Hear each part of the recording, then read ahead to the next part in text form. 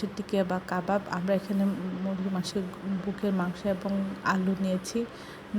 ছিলে আমরা এটা একটা পাত্রে সিদ্ধ হতে দিব। তারপরে মুরগির মাংসের দানাটা এভাবে ছড়িয়ে নেব আর আলু মেশ করে নিচ্ছি। তারপরে আমরা এর মধ্যে দিয়ে দেবো পরিমাণ মতো পেঁয়াজ, কাঁচামরিচ, আধা চামচ লবণ, আধা চামচ হচ্ছে আদা বাটা, আধা চামচ রসুন বাটা,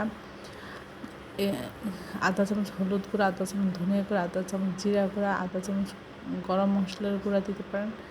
তারপর এক চামচ মরিচের গুঁড়া। সব কিছু আমরা এটা সুন্দর করে মাখিয়ে নিচ্ছি এবং আমরা এর মধ্যে দিয়ে দিব একটা ডিম ফাটিয়ে। এটা খুব সুন্দর করে আমরা এটা মাখিয়ে নেব।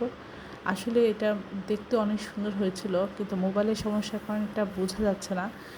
ডিম খুব সুন্দর করে এর সাথে মাখিয়ে আমরা তেলের মধ্যে আমরা গোল গোল শেপ করে দিয়ে দিব। লো হিটে এটা ভাজবো যেন ভিতর থেকে খুব সুন্দর করে হয়ে যায়। তারপরে এক পাশ হয়ে গেলে উল্টে অপর পাশ ভেজে নেব।